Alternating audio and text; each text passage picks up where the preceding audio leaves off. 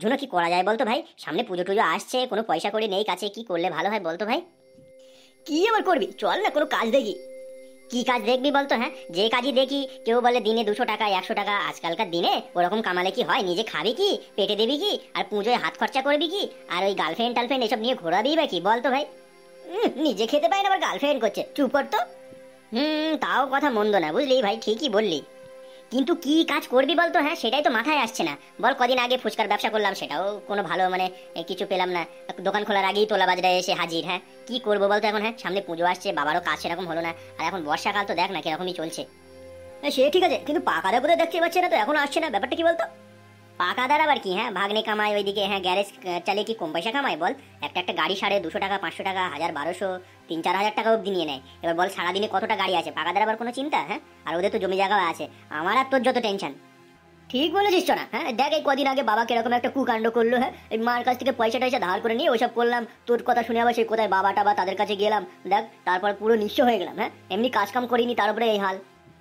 চল দাদুর কাছ থেকে ঘুরে আসি, দাদুর দোকানের দিকে যাই, গিয়ে যদি কোনো সলিউশন পাওয়া যায় চল না যাই ভাই। চল, কি আর করা যাবে, যাওয়া যাক।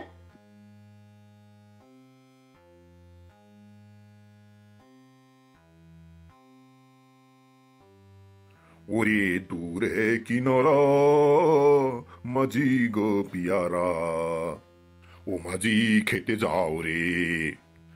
সামনে পুজো, কোনো বেচা কেনা নেই, কি যে করবো, মাথার চুল ছিঁড়তে ইচ্ছা করতেছে। হ্যাঁ, কি গো দাদু, সেরকম খুশি খুশি মনে হচ্ছে, বিশাল গান ধরেছে তো দেখতে পাচ্ছি।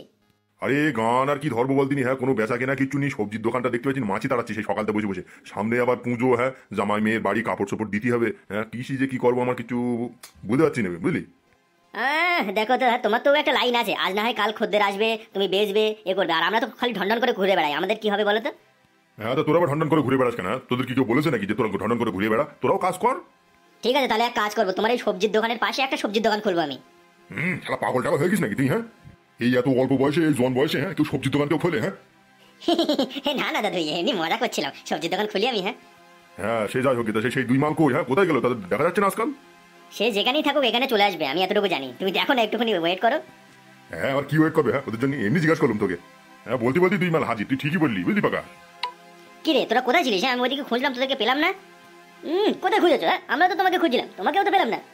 না না পাকাদা, মানে আমরা ওই ব্রিজের দিকে গিয়েছিলাম। তা বলো, আমাদের না খুব একটু মানে চিন্তা হয়ে যাচ্ছে, সামনে পুজো আসছে, কি করবো বলো তো? হ্যাঁ, এমনি তো পয়সা কড়ি লাগবে, তো পুজোতে ঘুরতে গেলে তো পয়সা তো লাগবে।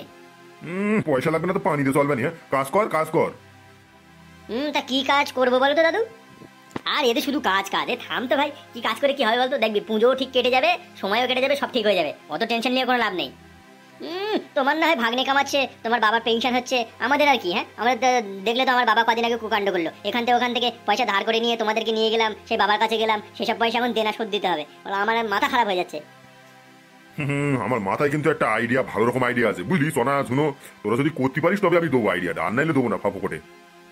হ্যাঁ দাদু বলো, সেই জন্যই তো আসলাম, যদি ভালো লাগে তাহলে আমরা করবো কাজটা, কারণ পয়সার খুবই দরকার, তুমি জানো তো সামনে পুজো, আর এমনি কি করে চলবে না হলে? হ্যাঁ, একটা ইয়ং ছেলে, বুঝতে পারছো তো, পুজোয় কি করে ঘুরবো, একটু গার্লফ্রেন্ড টার্লফ্রেন্ড নিয়ে ঘুরবো, একটু খাবো, একটু ফুচকা খাবো, একটু নাচবো, বুঝতেই পারছো তো। হ্যাঁ রে, ঠিক বলেছিস না? হ্যাঁ দাদু বলো না দাদু, যদি ভালো হয় আমরা করবো। এই দেখলে তো 2 সপ্তাহ আগে চনা এটা করলো, একটা এই ফুচকার ব্যবসা, সেটা তো হলো না। শোন, একটা আইডিয়ার বলতে গেলে আমি যেটা বলছি তোরা ভালো করে মনোযোগ সহকারে শোন, বুঝলি? এই 4 কিলোমিটার দূরে যে শহরটা রয়েছে ফেলাট, বুঝলি, আমি এখানতে আলু হোক, পেঁয়াজ হোক, বরবটি, ভেন্ডি যা যেখানে আছে এখানতে আমি সব কেজি কেজি করে প্যাকেট করে আমি দেবো, বুঝলি? তোরা যদি দৈরে দৈরে যাস, ওরা এমনি অলস হয়, শহরের মানুষ অলস হয়, তার উপরে আবার যারা ফেলাটে মেলাটে তারা থাকে, ওরা তো ধরে একদম মহা অলস। হ্যাঁ, আর ওরা যদি তুই ওই কি বলবো দৌড়ে সামনে সামনে গিয়ে যদি তুই ডেলিভারি দিতে পারিস, তা তোর একদম সব মাল বিক্রি হয়ে যাবে। কি রে শুনো, দাদু কিন্তু ঠিকই বলছে, বুঝলি, যা এখন পাই কাজ, যে হিসেবে আইডিয়া দিচ্ছে এই হিসেবে করলেই ভালো, বুঝলি, পরে গিয়ে যা হয় হবে, এখন এই কটা দিন তো করি। হ্যাঁ, যা 200-100 টাকা যা হাতে আসে লোকের দূরে করা থেকে এটাই ভালো, বুঝলি? ঠিক বলেছিস না? তো কবে থেকে শুরু করবি বলতো? আমার একটু বাড়ি কাজ আছে, বুঝলি, আমি আসছি। হ্যাঁ, তোরা এখানে কর। পাখাটা পুরো রিল্যাক্সফুল লোক, হ্যাঁ কোনো চিন্তাই নেই। হ্যাঁ, বিয়ের বয়স হয়ে যাচ্ছে, তারপরে দেখো কোনো ব্যাপারই নেই, কোনো চিন্তাই নেই, যত টেনশন সব আমাদের। হ্যাঁ, ওর বাপ 30,000 টাকা পেনশন পায়, ওর ভাগ্নে একটা রয়েছে সে কামায়, তো একটা ছেলে বাড়ির একটা লোক পুরো হয় হোক, ও কোনো ব্যাপার নিত তোকা কি? হ্যাঁ, সেটা বাদ দিন দেখি। ওর ভাবনা ভাবতে হবে না, বুঝলি, আগে নিজের ভাবনাটা ভাব। শোন, এবারে আমি যেসব কথাগুলো বলতেছি তোরা দুজন ভালো করে মনোযোগ সহকারে শোন, বুঝলি? হ্যাঁ দাদু বলো বলো। বলছি শোন, ধরিলে তোরা দুজন মিলে দিনই 10 কিলো বা 15 কিলো আলু সেল দিলি, ঠিক আছে? কেজি পিছু 3 টাকা করে যদি লাভ হয়, তা 10 কিলো আলু তুই কত?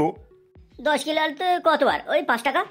একটা বাড়ি দেবো তোর একদম। হ্যাঁ, তুই কি স্কুলে কি জানলাতে যাচ্ছিস নাকি? হ্যাঁ, 10 কিলো আলু 5 টাকা হয়? এটা তো রেখে যেও না ওটা ওই কত 30 টাকা মতো হবে।